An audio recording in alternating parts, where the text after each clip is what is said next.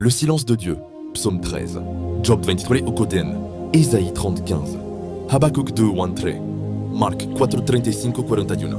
Il existe un silence de Dieu qui dérange, mais qui guérit. David ose dire « Jusque à quand, Éternel ?» Pstrolésia. Ce cri n'est pas une rébellion, c'est une foi sans masque. Le silence divin n'est pas toujours absence. Parfois, c'est une présence qui dépouille. Dieu ne parle pas pour distraire, mais pour sauver. Il n'est pas obligé d'expliquer ce qu'il est en train de purifier. Job le montre, il cherche Dieu et ne le voit pas. Je vais à l'Orient. Il n'y est pas. Job 23. Pourtant il conclut, il sait la voie que je prends.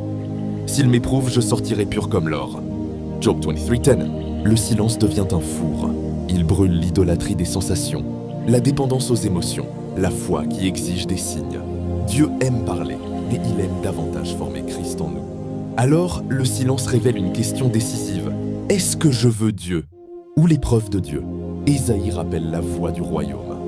Dans la tranquillité et le repos sera votre salut. Dans le calme et la confiance sera votre force. Es 30:15. Notre génération confond vitesse et vie spirituelle. Mais Dieu n'est pas pressé, il est précis. Quand la voix fraîche manque, la parole écrite demeure. Le silence nous ramène à l'obéissance simple. Faire ce que Dieu a déjà clairement demandé, même si rien d'autre ne bouge. Habakkuk prend une posture d'attente. Je me tiendrai à mon poste. Hab 2:1 et Dieu répond. La vision est pour un temps fixé. Si elle tarde, attends-la. Hab 2:3. Parfois Dieu se tait non parce qu'il refuse, mais parce qu'il prépare le bon moment.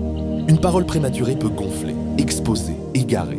Le silence, lui, garde le cœur humble. Donc gardez. Et Jésus, dans la barque, Mac 4, achève de nous corriger. La tempête crie, Jésus dort. Les disciples pensent, ne te soucies-tu pas? Mais son silence n'est pas indifférence. Quand il se lève, la mer se tait. Et la vraie question tombe, pourquoi avez-vous peur? Le silence met la peur à nu, non pour condamner, mais pour délivrer.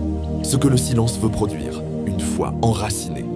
Une obéissance sans condition, un cœur purifié qui préfère Dieu à ses dons. Acte simple aujourd'hui, prends 10 minutes, lis le psaume 13 à voix basse. Ne justifie rien. Présente ton cœur, puis dis « Seigneur, je reste à mon poste. Apprends-moi à te faire confiance dans le silence.